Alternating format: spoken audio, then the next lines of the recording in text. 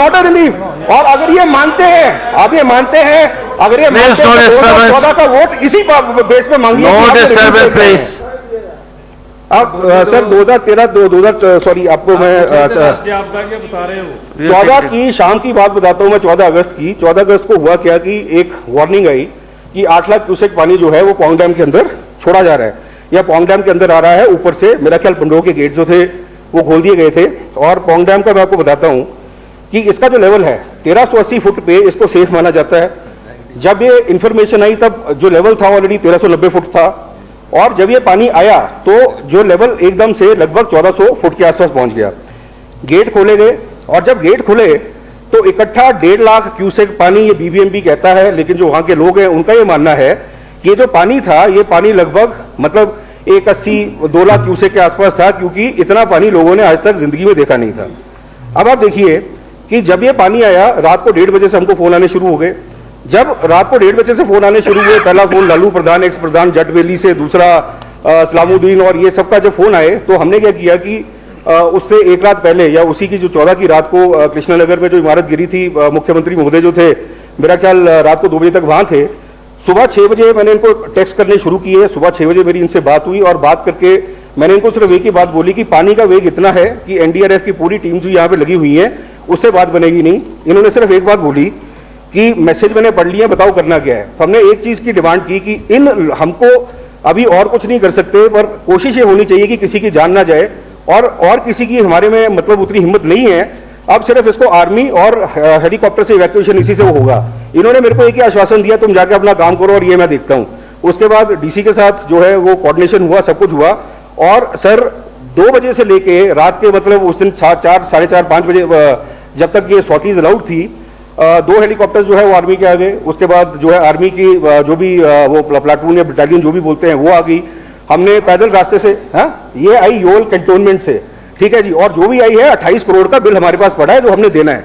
तो बोलने का मतलब ये है कि तो बोलने का मतलब ये है कि कोशिश जो हमारी थी सर, एक दिन के अंदर हमने एक भी जो इंसान की जान है वो नहीं जाने दी। अब ये फ्लड क्यों आया? फ्लड इसलिए आया कि पानी छूटा। पानी छूटने से क्या प्रभाव हुआ कि जो ब्यास का अपना ओरिजिनल रास्ता था वो ब्यास ने अपना रास्ता छोड़ दिया। रास्ता क्यों छूटा? एक हमारा एरिया है जिसको माइनिंग वाला एरिया कहते हैं। उस माइनिंग वाले एरिया में जो है पता नहीं कहां से टेरेस माइनिंग की जो परमिशन है, जबकि वो एरिया रिवर बेड है, रिवर बेड माइनिंग होनी चाहिए।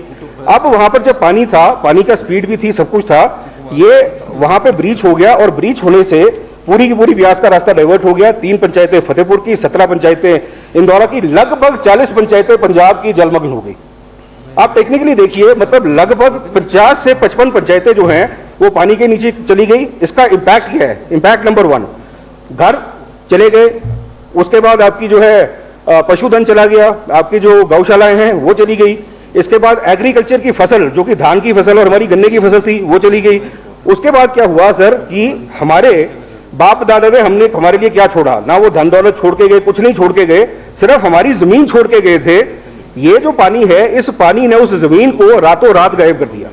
जहां किसी की 20 किले की जमीन थी, सवेरे जब वो उठा वो 20 किले की जगह 8 फुट का खड्डा था।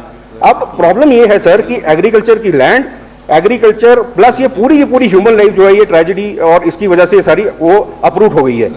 फिर सरकार का एक डिसीजन आया और हमने इसमें क्या किया कि सबसे पहले इनको रेस्क्यू किया। रेस्क्यू करने के बाद हम इनको रिलीफ कैंप्स में लेके गए। रिलीफ कैंप्स के अंदर पूरी की पूरी एडमिनिस्ट्रेशन, मुख्यमंत्री जी खुद आए, उप मुख्यमंत्री जी आए, चौधरी चंद्र कुमार जी आए, हर जगह हमने यही कोशिश की। कल किसी ने एक ऑब्जेक्शन की थी कि आप सब अलग अलग गए, इकट्ठे जाना चाहिए था। सर मैनेजमेंट का प्रिंसिपल है, अलग अलग जाने से होता क्या है, लोगों को लगता है कि सरकार उपस्थित है। मैं तो हमेशा ये बोलूंगा कि जहां पर मुख्यमंत्री जी का दौरा होता है 100 लोगों को वहां जाने की जरूरत नहीं है। आप अपनी ड्यूटीज बांटती है, एक हफ्ते एक जाए, दूसरे हफ्ते दूसरा जाए, प्रशासन भी अलर्ट रहता है और लोगों को भी लगता है कि सरकार हमारे साथ है।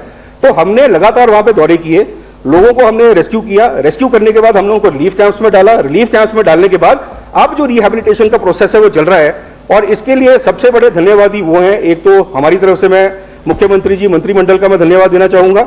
इसके अलावा जो हमारी समाज सेवी संस्थाएं थी, जैसे कि राधा स्वामी सत्संग व्यास, सारे के सारे कैंप्स उन्होंने ऑर्गेनाइज किए।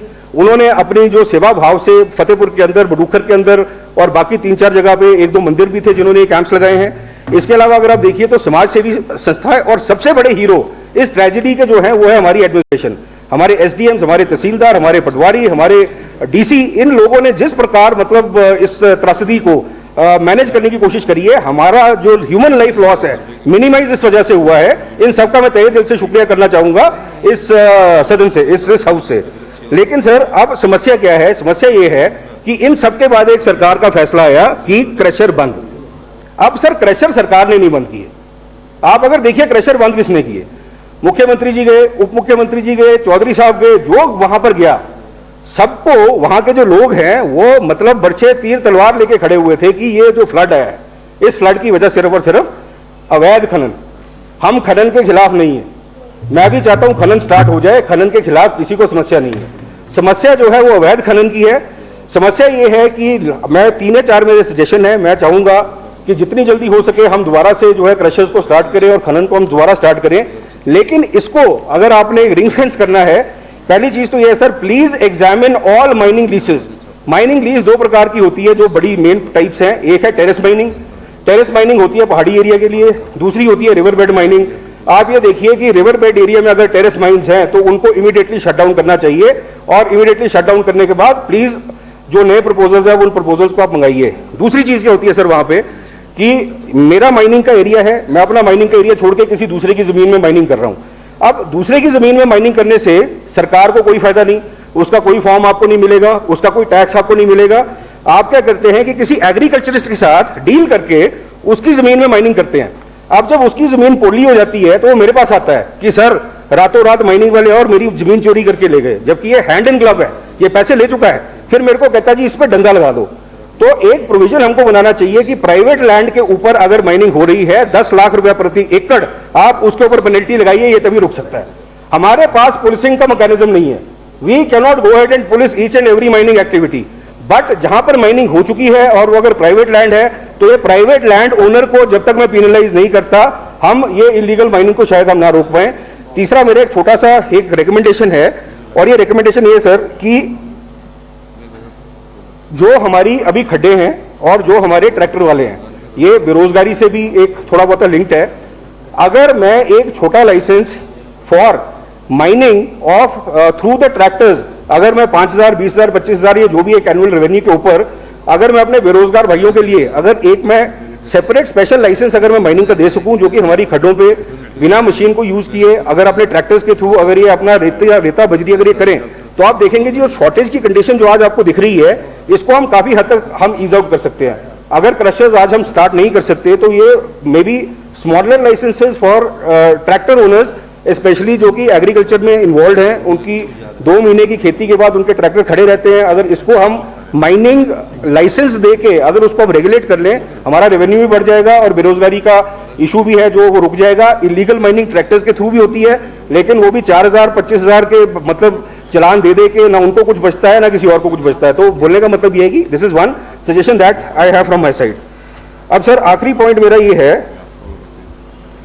कि उसी वापस मुद्दे पे मैं आना चाहता हूं, और मुद्दा बड़ा सिंपल है कि नेशनल डिजास्टर घोषित होने से जो बेनिफिट हमको मिलेगा, उस बेनिफिट का मतलब यह है कि हमको कटोरा लेकर मांगने के बजाय केंद्र सरकार हमको जो हमारी हक हलाल की कमाई है वो हमको दे सकता है।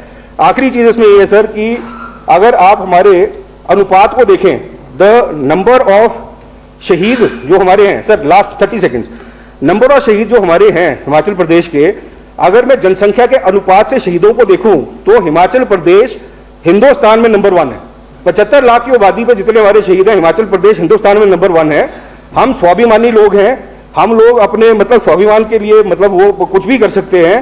तो मैं विपक्ष से रिक्वेस्ट यही करूंगा कि आप हेल्प कीजिए कि नेशनल डिजास्टर घोषित हो, जिससे कि हम जाकर अपना हक मांग सके, ना कि हम अपना भीख मांगे।